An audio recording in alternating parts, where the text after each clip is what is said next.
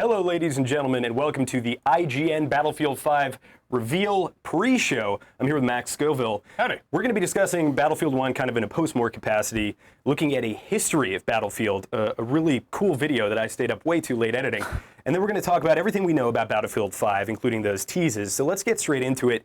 Their thoughts about Battlefield 1 in retrospective. I have to say I think it was my favorite Battlefield in the history of my Battlefield career. What about you? I'm a newcomer to the series, but this is the one that really kind of got me into it. I haven't historically really been that into multiplayer shooters. I kind of cut my teeth on Star Wars Battlefront because I'm a big Star Wars nerd, and then Battlefield 1 completely hooked me. And I was still playing it just this last weekend. Yeah, that was a really nice transition for you, for Battlefront 2 into Battlefield 1. Yeah. Kind of layering on some more tactical elements. It's kind of funny vehicles, because so many of the weapons in Star Wars are in fact World War I weapons that they just glued camera pieces to, and then they started, I'm like, I know this gun, this is Dengar's gun, and then it shows up, and I'm like, oh, this is an actual historical machine gun, interesting.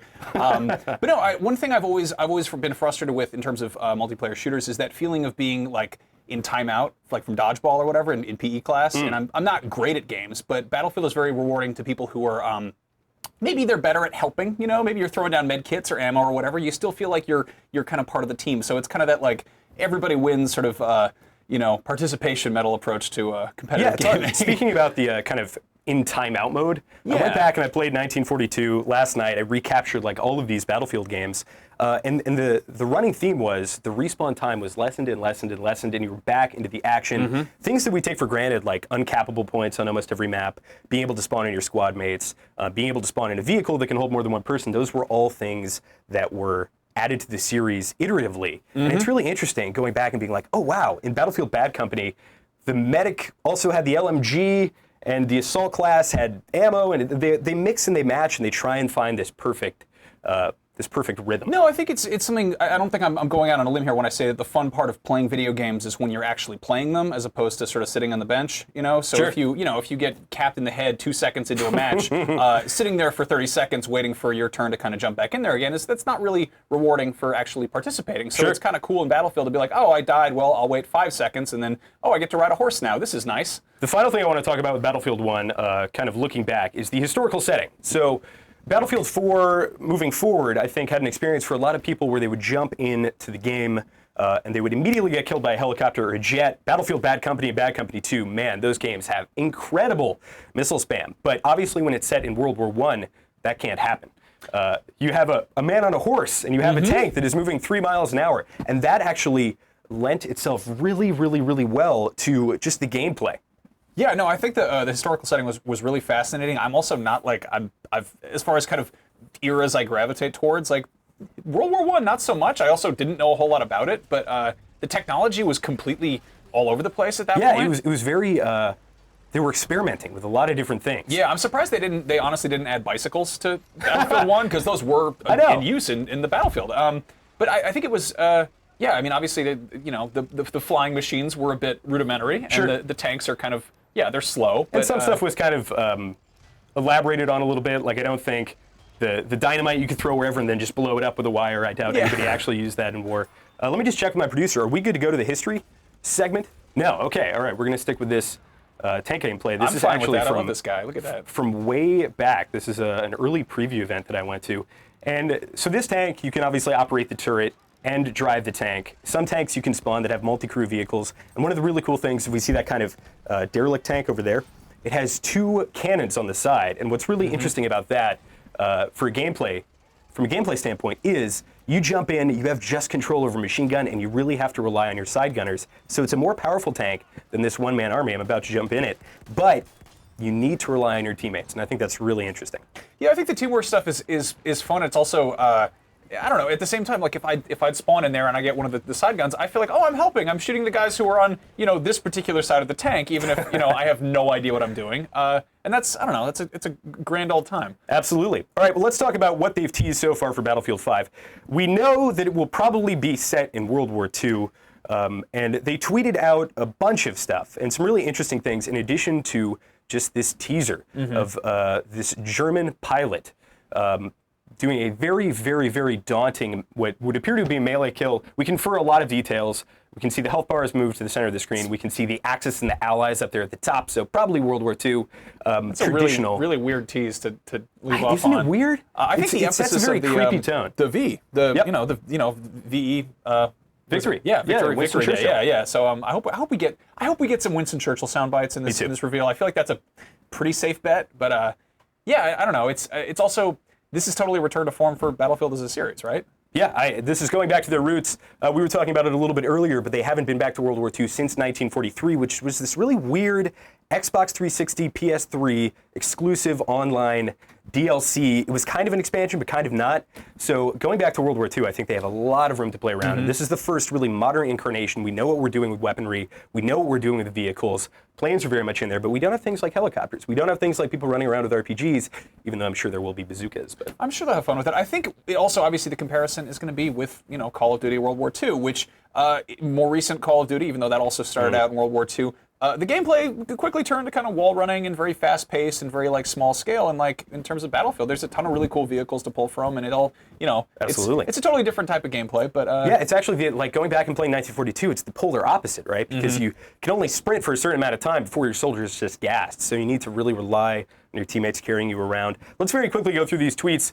They said 5 things that you can expect before the reveal. A new Battlefield setting. New Battlefield in a new setting. Now, I think this is weird because we've seen the Pacific, we've seen the Eastern Front, and the Western Front. So it's very interesting to me that they're saying a new setting, but I think we can infer that this is from World War II, or this will be in World War II.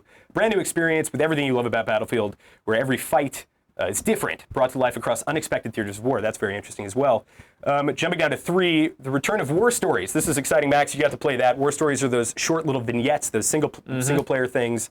What did you think of those? I think it's a really smart way of showing off all the different kind of components of the game. Obviously, campaign is predominantly to kind of introduce players to different mechanics. But to have one character who's going through a linear campaign doesn't make any sense. So, jumping around is a nice kind of short and sweet approach. All right, folks, 1 minute until the official reveal. I'm as excited as you. I cannot wait to toss my headphones on and see what the heck is happening with this game. Last things, new modes and experiences. Operations in Battlefield 1 gave you the chance to take on an epic journey across several maps.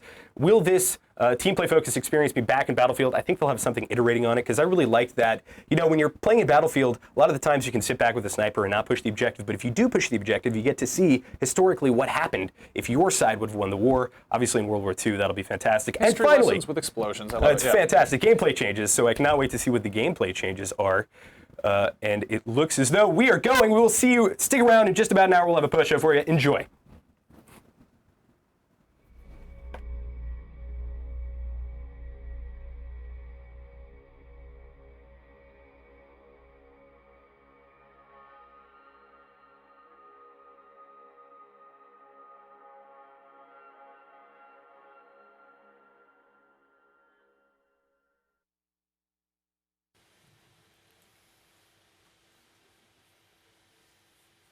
Thanks, Bran.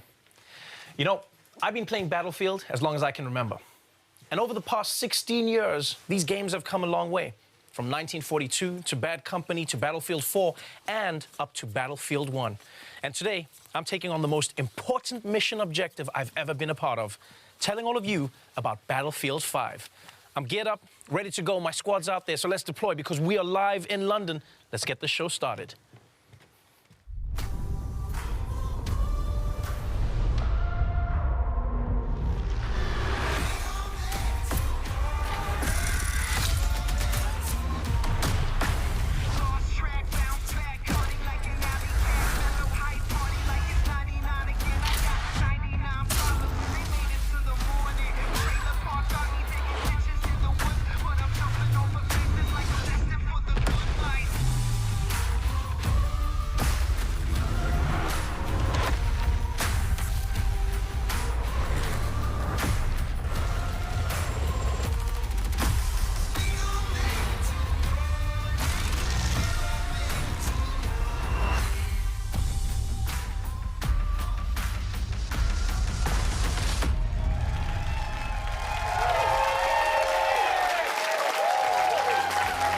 Welcome, everyone, to the Battlefield 5 live reveal. I'm your host for this evening, Trevor Noah, and I'm so excited to be here introducing this new edition of Battlefield, which for some reason everyone has already assumed is Battlefield 5. And not Battlefield V. Could be V. Why not V? Battlefield V could be just as good. Yeah, I do love that fans on Twitter are actually changing the Vs in their profiles for this game, something my mother did many years ago, ahead of the curve. And most people don't know this, but the V in my name is actually a 5. Yeah, my name is actually pronounced Trev5 or Noah. Very unique. As a huge fan of these games, I've always loved how captivating the Battlefield is. And today, you'll see that Battlefield 5 has the most immersive battlefield ever. If you've ever been in a battle with me, you know that I'm the most dedicated support class you will ever meet. I'm in the mud, repairing the tanks. You know, I'm laying down mines as tank rushers come in. One time, I even repaired a plane mid-air that might be alive, but I'm sticking with it. Because you see, I love that glorious joy of being the uncelebrated hero in a battle. And this game is going to have tons of moments like that. There are so many new and exciting features coming to you in Battlefield 5 that you will learn about today. The next level of large-scale multiplayer, Battlefield 5 single-player war stories, and we'll start showing you the epic post-launch journey all players will experience when the game is finally released. And you know, we've got some other surprises, so why waste time? Let's get straight into it and get the show started. I'm joined now by the producers of Battlefield 5, Andreas Morell, Ryan MacArthur, and Lars Gustafsson, everybody. Gentlemen, I'm not here as a professional anything. I am here as a gamer. I am here as a Battlefield player. I am here to ask only the questions I am interested in. You have made a horrible mistake. I knew it, I told you. Let's start at the beginning. You are taking players back to where the Battlefield franchise started, World War II. Now, at this point, are you like those guys, you know, those elderly pilots that they find on an island in the Pacific, you know, who think that the war never ended? Is that who you are right now? It did. It ended. You told me. We tried to break it to you gently, Lars. But Lars, why go back to that now? To be honest with you, it's really, I mean, we yearned for years to go back to where it all started about 16 years ago. And, you know, technology has evolved and the team has gained so much experience that this is really the game we wanted to build, and that we did. It's really something the guys back home at DICE are really passionate about. The whole era. Just ask Mr. Battlefield, he was there. Right, Mr. Battlefield, that's Lars's nickname, by the way. I'm known as Madame Battlefield. Now, players have experienced World War II in so many movies and in games. It's really difficult to come up with a new and fresh perspective. What perspective are you bringing to it with this version of Battlefield? Andreas, will this be more Saving Private Ryan or Inglourious Basterds? So we've seen all the movies, you know. We play the games. We've been there. I'm pretty sure at least I can navigate half of France without a map just by playing the games. so for us, going back to where it all began for us is really about delivering a World War II experience that no one's never seen before. Really kind of hitting on the unseen locations, the untold stories, the unplayed moments. Yeah, I mean, for us, it's really taking you on the journey from the start. And at a go, you will be able to play the German forces, the British forces, and we want to take you on that journey, you know, to exotic places like freezing Scandinavia, it's kind of our home turf, but in Norway, or rugged deserts where the battles took place in Northern Africa, or why not to the ruins of the once so beautiful Rotterdam. So it's really to take you on a journey. And we want to do this with a kind of a fresh and modern take, so really hopefully surprise the players, but also to please them.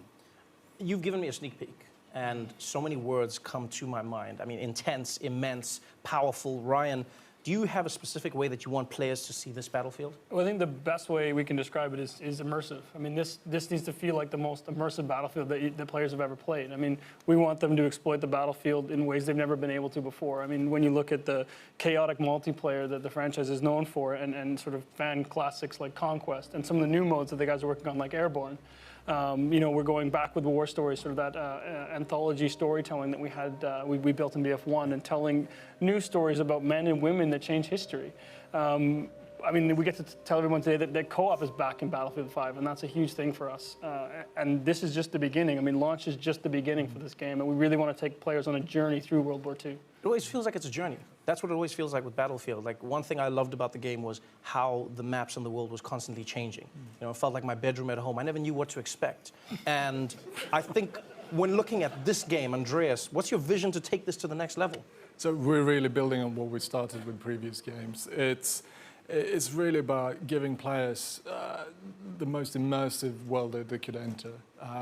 You should really be grounded in it. Expanding on the movement set that we've done so well, really pushing all these new features that we're going to be talking about.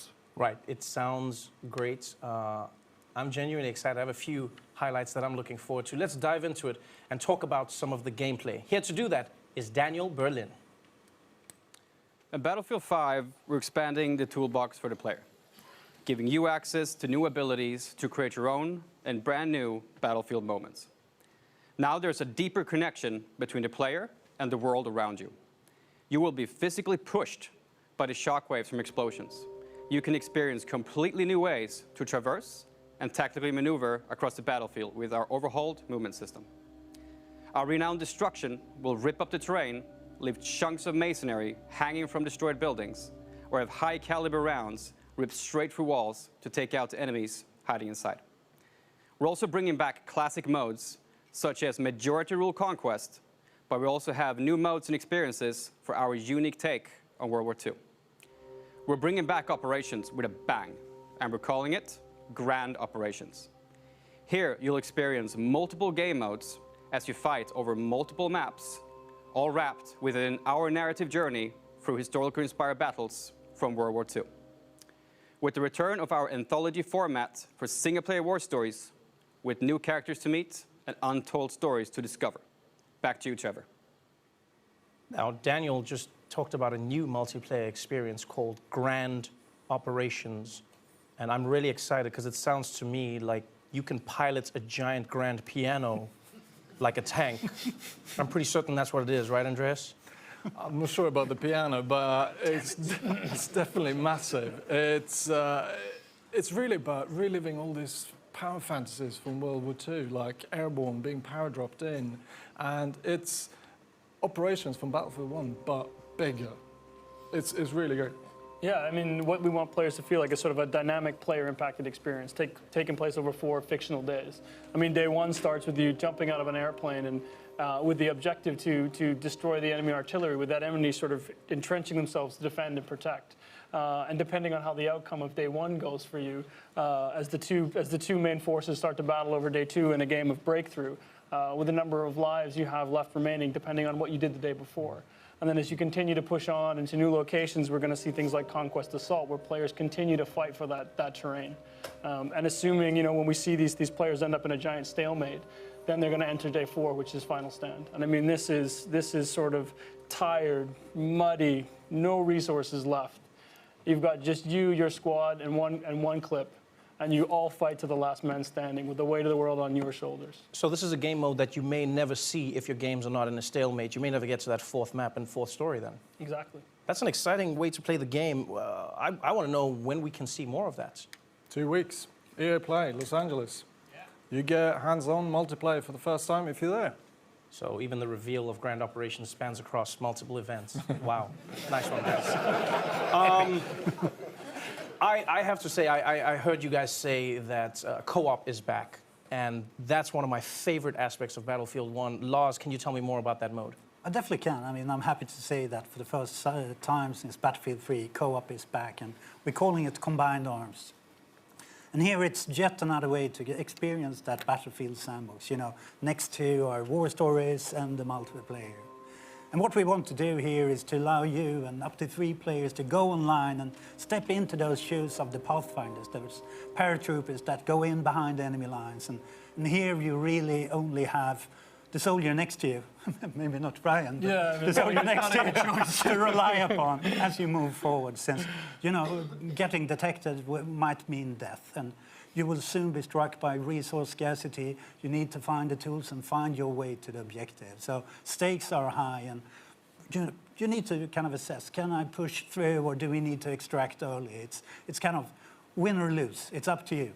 I've been a huge fan of war stories, the single-player campaign in Battlefield 1. What I truly enjoyed about it was I felt like I was learning about the stories behind the war and playing through the stories of the war, and it didn't always end well. And what I loved is because of that history element, like for instance, I told my little brother, I said, hey, if mom ever catches you playing, just say this is a history class that you're doing on the console. And then what I'd do is I'd tell my mom he was going to do that so she would know that I was always her favorite. And what was great was seeing the story. Lars, like, how is single player going to change in Battlefield 5? Don't tell this to my kids. Well, are they changing? I mean, to me, I'm happy that you like the war stories. And for us, the war stories are really our opportunity to put the war into perspective. It's really about those human and untold stories of the war. And we try to portray those kind of real and relatable people facing epic warfare. And it's Battlefield after all, so we'll be talking a lot here today about the gameplay improvements. So player agency is key, so you can create your own Battlefield moments. And at the bottom line, it's about allowing you to witness the Second World War, but through the eyes of the men and women that changed the world. Yeah, I mean, as you can see here, I mean, this is one of the war stories that we're going to be talking about first. I mean, this is our Nordlys story. This is the story of a young woman who is part of the Norwegian resistance fighters fighting the German occupation during World War II. I mean, this is an exploration of emotion and feelings. It's a family story. Right? You know, and this not only sort of really grounds the players in the reality, but sort of sets the context of the World War II that we're trying to create at DICE. It's not often that you find stories that connect with the emotion of the characters in the story. Instead of just focusing on the explosions and the gunfire, you see that look in her eyes. You want to know what she's thinking, what she's experiencing in that story. Why was it so important for you to focus on the people behind the stories from war? Well, I think it's important to tell, you know, sort of believable and sort of honest stories and really sort of set the context and sort of maintain that connection to the world that we're trying to create. I think it's important for people to understand where we're coming from and what our particular take is on World War II. So what we're going to do right now is we're going to go back to Daniel now to cover what you'll take to the battlefield with you.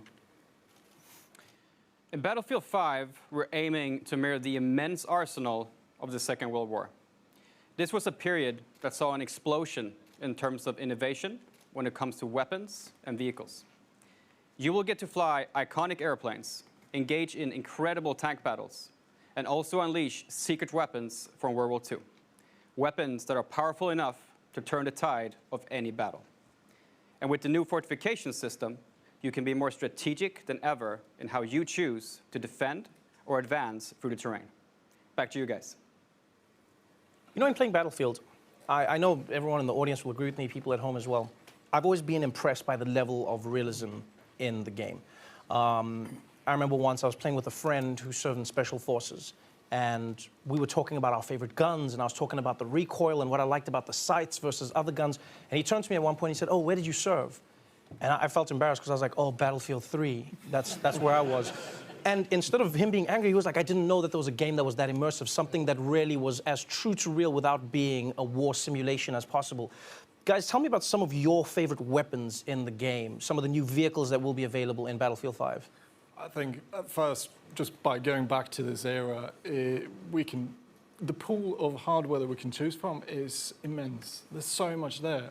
And for me, being a vehicle guy, it's really quite a simple choice. It's the Tiger 1. The Tiger 1 tank? Yeah, I think it's the most iconic tank from this era. I just think it's amazing. What do you like about it? That's a weird choice for me. Have you seen it? I think it's the best. What, like the looks? A bit, but also Are you checking out a tank? Have you been in a battle with that? Yeah, but I've never looked at it. I'm like, if I'm on the outside, I'm dying. If I'm on the inside, I'm concentrating. When are you looking? When are you doing this? You should try a third-person camera. And just run around the tank dying, and everyone's going to be like, "Who's that guy looking at the tank?" It's come on, it's beautiful. I'll take your word for it. Yeah, good. So Andreas is a tank guy. Mr. Battlefield, Lars, how about you? I'm with you, Trevor. Yeah, you think he's weird. I know. Yeah. We've been trying to hide it, but now it's out. No, the fact that I'm also a support player. I can't hit the barn from the inside, so I need the big clips. And for me, the MG42 is really the weapon I play in the playtest. Right, my man. It has that iconic sound that, you know, it sends fear all over the map. And another part of it is the new kind of system which Daniel talked about for high-caliber weapons. So previously, I could make the same impact as a pistol, basically. But this time around, it comes with a punch. So where the pistol gets stuck in the wall, I can rip through. years, so I can finally make a difference on the battlefield. Hashtag no more knocking. I like this. Yes. All right, so we got a tank guy. We've got a weapons guy. Ryan? Well, sort of embarrassing to admit, unlike Lars, I can't hit a barn, period. So for me, it's the toolbox. In Battlefield 1, all players had a gas mask. In Battlefield 5, we're going to replace that gas mask with a toolbox. So that means I can run around the battlefield with my toolbox, setting up fortifications, and sort of really changing the dynamic of the battlefield so that these guys who can actually hit something, I can offer some value on the playing field. Wait. So fortifications, you just skimmed over that, but what is fortifications? Well, I mean, this as a support player, I mean, I think this is something you really love. It's something I think is a great addition to the game. It really allows you to sort of, for players who want to focus on the objective. I mean, this is something you can sort of pull out your toolbox. You can build reinforcements. You can reinforce buildings that Andreas has destroyed with his tank. You can build foxholes and set up machine guns so people like Lars can sit there and camp out at choke points. I mean, this is going to change the strategic way people play, both as attackers and defenders. Was that in response to the gaming community? Because I know as a Battlefield gamer, I always wanted what I didn't have. So first I was going, hey guys, I need destruction. I need places to fall apart. And then at some point I was like, too much destruction. Like there's nothing left. Was this a response? Yeah, I mean, we've had a lot of esteemed players in here in the studio today and in the community overall who at some point, especially when we're testing, we came to a point where the level was leveled. The world was leveled and you couldn't advance. So basically this is to counter that and give you an additional kind of toolbox to rebuild, and then you and I can come in as heroes again and they fortify, we come there and we add an extra heavy machine gun or an AA gun, so it's kind of teamwork once again, and we are the celebrated heroes. We are the celebrated heroes we deserve to be. I like that, Lars. Thank you. Now, now that we've learned about the tools, let's hear about the company. Here to tell us more, please welcome Natalie Eek. Trevor, and yes, the company is something that is completely new to Battlefield 5. It's your personal collection of customized soldiers, weapons, and vehicles that you can tailor and grow as you play. The company is the heart and soul of your personal experience, and the choices you make here for your company actually matters. Not only will your choices affect the way you look, but also how your weapons and vehicles play. As you squad up with your friends, make sure to pick a soldier that complements the rest of your squad to take on the battle ahead. And during the game, adapt to the changing circumstances by calling your company and bring in the right soldier, weapon, or vehicle to suit your situation. Back to you, Trevor. Andreas, that really sounds awesome. Tell me more about the company and how it works, because I know from my years in Battlefield that the group that really plays together stays together. Now, the company is something that we're super excited about. So for the first time, you can now create your own personal experience with the soldiers you take onto the battlefield. It's really up to you to decide how you want them to play and also how they look.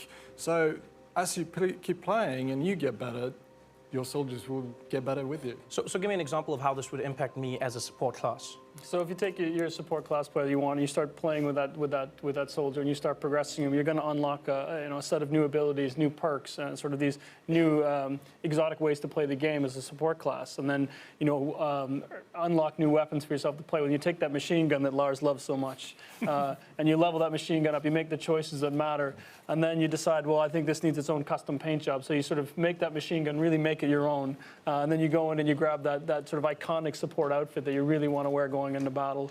You jump in with some friends and off you go. It's funny you brought up customization, because I've always believed in Battlefield the team is important, but looking badass is the most important thing. I think anyone who's been in war can agree with this. Please tell me that I can customize my look to be properly badass in the battlefield. Well, yeah, of course. I mean, if it's worth doing looking good. Right. So I think, part of the tactical gameplay that comes with Battlefield, I mean, what we want to do is give you the ability to create your own personal identity. So, no more anonymous soldiers. This is your soldiers in their boots going into battle. Their own weapons, customized the way that you want to do it, the gear that you want them to wear. I mean, this is going to feel like it's your own personal arsenal. And obviously, I want to get as much of that arsenal as I can possibly get. How do I even begin getting all of this gear? You play the game. I mean, for what we want players is you get rewarded for playing the game. Yeah, I mean, it's pretty short. It's whatever you want to progress towards, your company, your class, or a specific item you play the game. And we set out to commit to that you always feel rewarded for what you do, whatever you play. So you just play to unlock these items. Then I guess I have to ask, and I know it's a sensitive subject, but I'm still going to go there. Is this game going to be pay to win? No. You can't pay to get an unfair gameplay advantage. What if I have a lot of money? Call me. So you won't be able to pay? No. So in Battlefield, it's always been about a balanced rock, paper, scissors gameplay, and it still is. You really have to, like Les was saying, you have to play the game to earn new gear, and skill is really key. Okay, but what about Premium Pass? Will it be one of those games where I have to shell out another $50 6 months after I've bought the game? Is that how it works? Well, I guess I get the fun part of not taking any more of your money as well. But no, there's no more Premium Pass in this game. This means no more. Wow. Thank you. It's the least I can do. Thank you. Yes. I mean, this means no more paying for maps, no more paying for modes. This is something the community has asked for. This is something the team really believes in. So what we want is a game where people stay together, they play the games together, and they get to go on this journey through World War II together. That's beautiful. That means I finally lose my nickname, No Maps Noah. This is so dope. All right, well, it's time to learn about what happens after the game launches. So to tell us all about live service, please welcome back Natalie and Daniel. So launch is really just the beginning. Tides of War is an epic journey that you and your company will take through World War II. It will bring you an evolving, diverse game that will grow over time as we immerse you and your company in different theaters of war. Playing Battlefield 5 is an experience unlike any other. It will differ from all previous Battlefield games. And the most important thing, it's open to all players. Yes, and there will always be new battles, new fronts, and rewards on the horizon. And by removing Premium Pass, we are keeping the community together. So this time, there will be no expansion packs, and all players will be able to take part in the same journey through Battlefield 5. And with Tides of War, our players will experience themed chapters of World War II, each spanning over several months. And these will focus on key moments that impacted the outcome of the conflict. Trevor? This sounds to me like a wild, full ride through World War II, but Lars, like, how big of a journey will this be? How long is the string? No, I mean, to put it into perspective, this was a world war. And, I mean, to me, it's going to be a huge journey. I mean, we want to take you on that journey with chapters from the history. And at the end of it, we really want you to be kind of experiences daily, weekly, and monthly events leading up to kind of the pinnacle of the grand operations and experience to achieve those special assignments, getting treated with extra rewards. So it is about keeping it fresh and constantly evolving, since what we see here and talk about here today is just the beginning. And as you play it through, you start to be taken to a new horizon, new locations, new gameplay, and I mean, stick in for the ride. It sounds like it's going to be one of those experiences where the more I play, the more cool stuff I can get. I get rewarded for my time. Is that going to be across different modes? It's really simple. You just have to play the game to earn new cool gear. And it doesn't matter if it's multiplayer or combined arms. Like you see here, you will be able to earn new vehicles, new weapons. It's going to be dog tags and soldier skins, weapon skin. It's all there to really customize your crew to really be standing out on the battlefield the way you want it to be. Right, it sounds amazing, and I only have one question, and that is, when does this all start? Well, the game launches in October.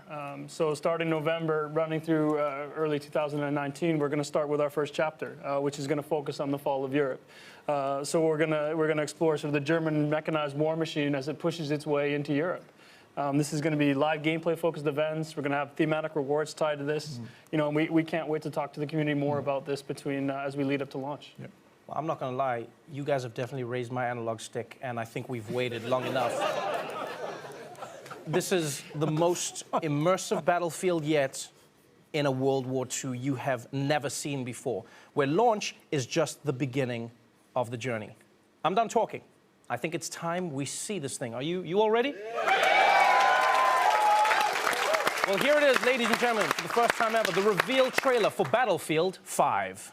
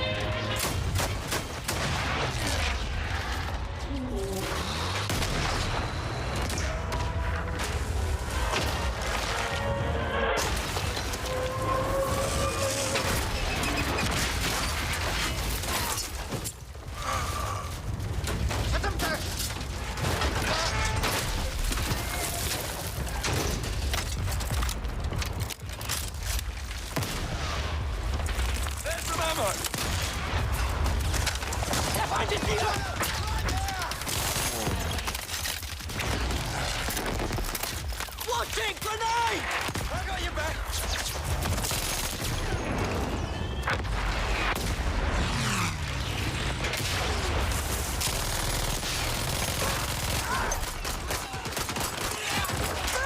That's the rockets!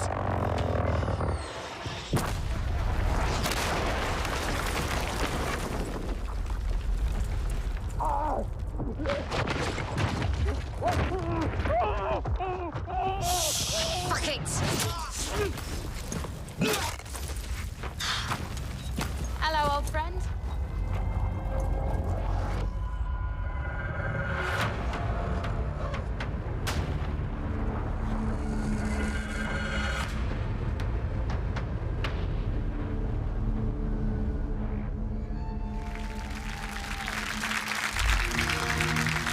Games play best on Xbox One.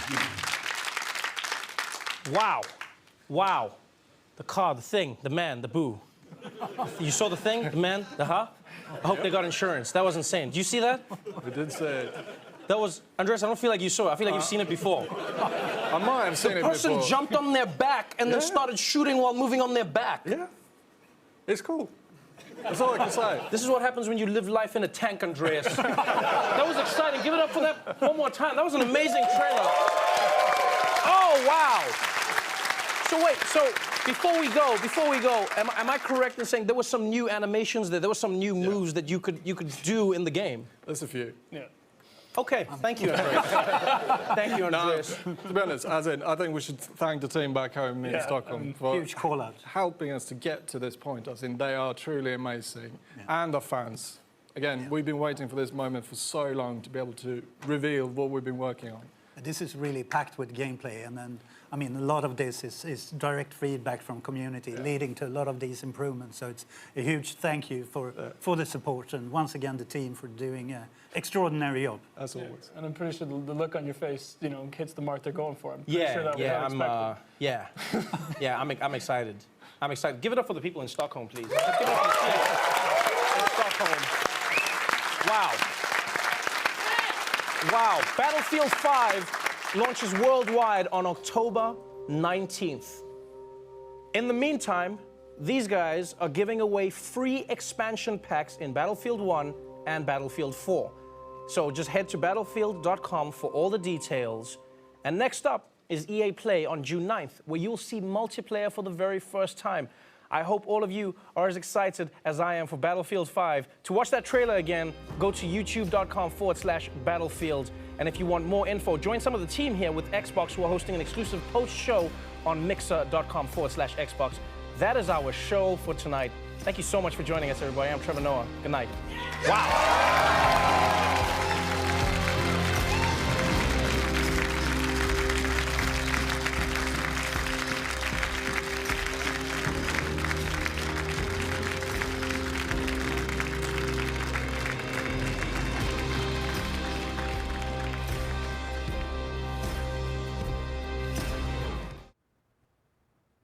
Welcome back. This is the IGN Battlefield 5 post-show. Going to give you our thoughts, go over all the details you may have missed. Max, first impressions, straight out of the gate. What do you think? I don't know. There was a point in there where they said, is this more Saving Private Ryan or more Inglourious Bastards? It definitely had much more of an Inglourious Bastards vibe to me, based on what we saw. 100% agree. A lot of customized things and mohawks and face paint. And we didn't see much, but what we did see that was really cool. Let's take a look at that trailer.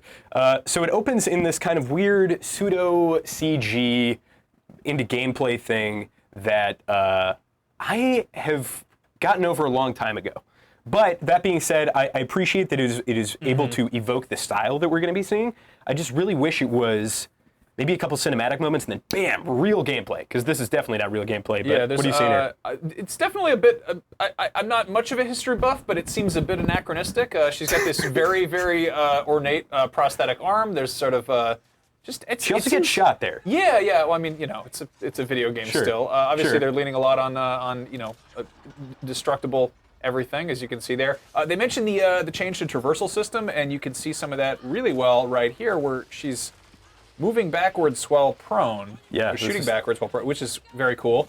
Right around here, we got a little bit of music piping in, which sounds like there's going to be some radios and stuff, which I'm into. It's definitely more of like a Battlefield Heroes vibe than like Battlefield 1, which was extremely historically accurate, and I think a lot of people liked it. They're taking it in a much more historical fantasy direction, I feel. Obviously, it's going to be bombastic, it's going to be crazy, stuff is going to be exploding, but I'm really curious to see how much of this stuff makes it into the gameplay, whether it's just aesthetics and people are running around with all these different customizable things, or if they're actually like some weird Call of Duty or Rainbow Six Siege operator thing happening. Yeah, one thing I really did love about Battlefield 1 was the sort of dichotomy between how dry and how serious and somber the visuals were, and then you'd get killed by some guy with with Bonglord in his username or whatever, and a Dragon Ball Z avatar he made himself, and you're like, okay, well, but this is colorful. This is colorful as hell right here. Yep. I want to wait and see actual gameplay in action before. It's honestly more of like kind of a Vietnam color palette. There we see that's a jet, so that's a post or end of World War II experimental. One of the really cool things, secret weapons they talked about here, we can see a melee kill, pilot coming in, maybe that crashed jet, somebody spawns, and who is it? Is it the prosthetic arm lady? Yes, it is. With a cricket bat. She's got a cricket bat. Very Shaun of the Dead, I like it. Yeah, I mean, they touched on a few things that really made my eyes light up. One was secret weapons, which means they're going to be dipping into kind of emergent technology and weird, like the weirder side of things, which I thought was something that really, really attracted me about Battlefield 1, was the fact that there were so many like kind of experimental vehicles and weapons, and they did also have a carrier pigeons mode, which is kind of silly. Sure. But yeah, I mean, there's tons of stuff like that from World War II. But also talking about the way they're changing traversal and how they mentioned explosions would change movement. Would push you back, and I think that's really interesting. And I could see people definitely kind of cheesing that and getting weird with making some physics. Weird, sure, some weird videos. So speaking about traversal. The traversal system has evolved from Battlefield 1942. We talked about it a little bit in the pre-show. 1942, you were running, you were crouching, you were going prone, and it was very, very slow. And we've gotten more and more and more up to the point where Battlefield 2 had everybody dolphin diving, it was called, and you would go prone super fast. And people got sick of it, so then in Battlefield Bad Company, you could only crouch. But it looks as though they're going to be doubling down on the gradual going to the ground, staying on the ground, being able to move around on the ground. Going prone doesn't get rid of your ability to strafe, it appears, or go forwards or backwards. Certainly interesting, but some of the other stuff that they really hit on, and again, not too much to show here, but we do have a ton to talk about. Grand operations. I think this is the first thing that they talked about that I really got on board with. So for those who don't know, operations in Battlefield 1, we talked about it in the pre-show just a bit, and it was essentially you play through this historical campaign, and it can either deviate from history or you can stay true to history, and you can see what happened if your side loses or if your side would have won. Now, the main problem I had with that was it was just conquest, conquest, conquest, conquest, and the thing that I really want is this really cool playlist thing, because so many cool game modes, Rush, the kind of pseudo bomb plant, majority rule conquest. So not only are we going to be changing scenery and have some historical context, but we're also going to be changing gameplay, which I'm thinking. That sounds really fun. It sounds like a narrative, historically accurate driven playlist that it's also set across like I think 4 days, they said. So it's going to change, day and night and everything, and I think they're going to jump around locations. But that seems like a cool, action-packed history lesson. I know. What better way to tell a World War II invasion story? I like to learn, but I also like to blow stuff up. So that's going to be Battlefield 5 in a nutshell, it seems. So jumping out of airplanes to destroy AA guns, that was one of the references they used. Moving on to, I guess we can talk about war stories, and we can talk about the cast of characters. We touched on this a little bit already, but man, this is a strange group. Not what I expected. No, not so much. It's kind of odd. They touched on how they want to show off different sides of different sides of the war that we haven't seen before. I think they said the first chapter is going to be the fall of Europe, which again, that's sort of the area of World War II that people mostly talk about. But I believe the first part of the stories is going to be Norwegian resistance, which or at least a part of it. Yeah, which is something I don't really know a whole lot about. I'm curious to see how much of this they lean on showing the resistance sides of things is definitely gives some wiggle room to sort of more customizable characters, and you're not sort of duty bound to be wearing a particular uniform. Sure, which is kind of part of the Battlefield identity for me. A lot of people still play Battlefield. There are some modes, and some people, Project Realism kind of locks your loadout to what would have been historically accurate for the force they're using. Obviously, this is a video game. You need progression. You need stuff like that. But let's talk about some new mechanics. I think a really interesting thing that I did not expect at all is fortification. So this is a building system that you can make your assumptions and jabs about how it's in reference to a very popular Battle Royale game. But this is something that Battlefield, I feel, has needed for a long time, since Bad Company, since you can blow up an entire building. Well, yeah, why have destructible environments if you can't also have constructible environments? Yep. I think that's a really nice addition. I think we were speculating about this with Battlefield 1, I want to say.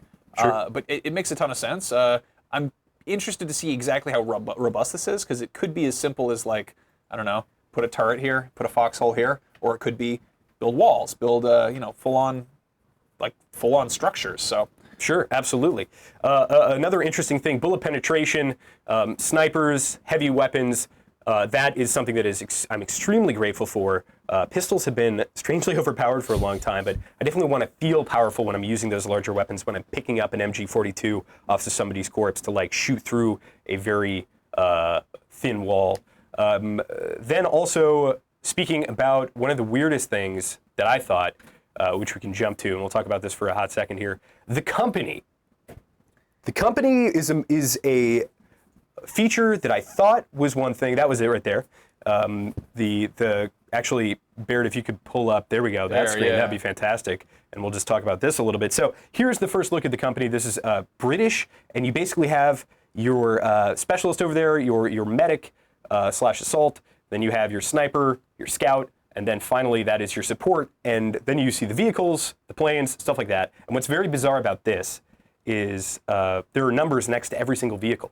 So that could be a level system. This could be displaying the level you have next to a tank. It could also be an amount of charges you have on something almost akin to a Halo 5 Warzone. They were talking about making all of your soldiers really good and bringing them into battle and calling in vehicles. So you can definitely call in your own customized vehicles, maybe. I'm very curious to see what this was. I thought it was going to be guilds, and it's not. Yeah, the phrasing was interesting. This is the soldiers and accoutrement that you bring onto the battlefield rather than take onto the battlefield, or that you I don't know, go onto the battlefield with, or whatever the expression is.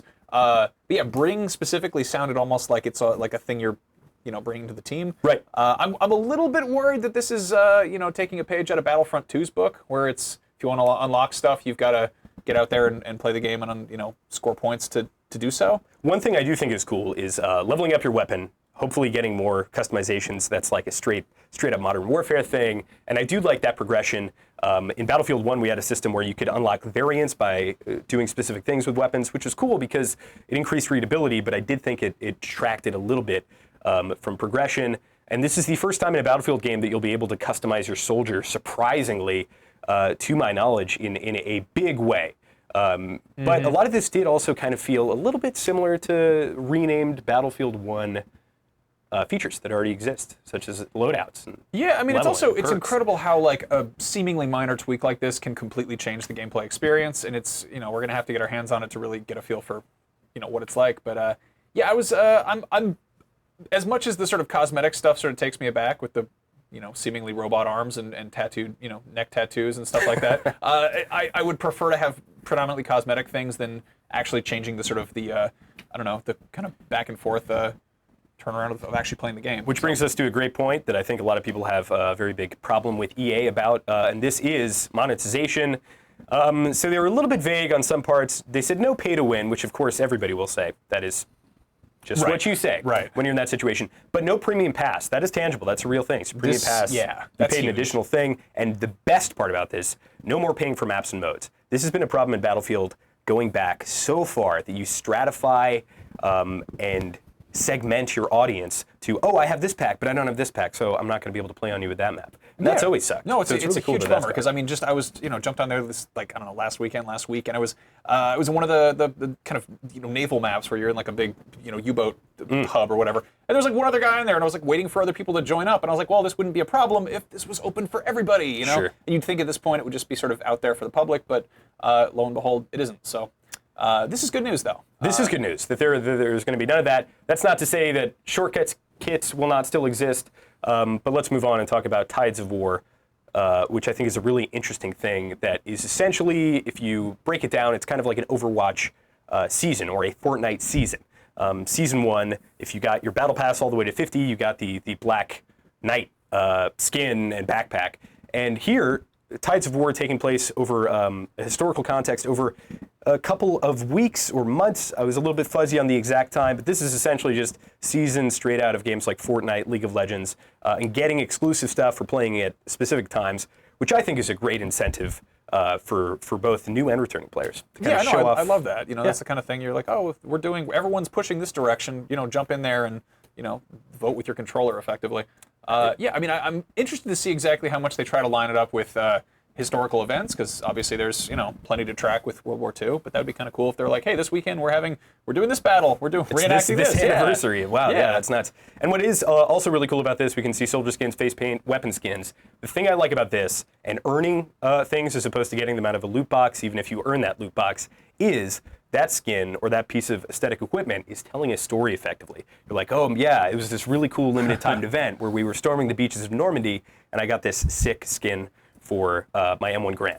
And this is something I like a lot. This is something that I think Battlefield has struggled with for a long time, which is like they have a very strong launch. The core community, which by the way is like 35% of people stick around for the duration of the game, that core community will taper off, and they do a poor job with like, hey, come in this weekend and we're doing this. So I think this is really cool. So in that sense, I'm kind of two opinions on Battlefield 5 in total. What do you think? I'm not as excited as I was hoping I would be, but I am very, very curious to see more. And obviously, we're at a point where the game that comes out in the box and the launch day is usually very different from what it is 6 months later. So I hate the concept of games as a service, but when you lean heavily on a massive multiplayer community, you have to be. Exactly. Yeah, and I think that they know what they're doing with this. If we're getting the kind of like long tail support that Battlefield 1 got, except this time it's not segmented off by premium pass. That's huge. That's fantastic. Yeah. I completely agree with you, Max. So you can get your Play First trial on October 11th. The Deluxe Edition will get you in on October 16th, and then the Standard Edition October 19th. This is just, I guess, paying the piper. You have to do this kind of thing if you want people to buy your most expensive pass. Yeah. But overall, I'm very excited about things like bullet penetration, about fortifications, about the company, whatever that is, all the gameplay-focused things, the grand operations, and then finally talking about the Tides of War. That stuff really interests me. The aesthetic, what they're doing in the historical context, leaning a little bit more on the fantasy, I think I have to see more of. But to give you folks some context at home, in just a few seconds here, I want to show you the history of Battlefield as a whole. And they did it. It was funny. I was editing here last night at 1 a.m. Pacific time, cutting this thing, and they one-upped me because brilliantly they took it back from Battlefield 1 all the way to 1942. I did it linearly, but I think it's a really cool look at where the series has come from, both in terms of graphics, and it has been around for a very long time through thick and thin. So if we're all ready, please enjoy the history of Battlefield.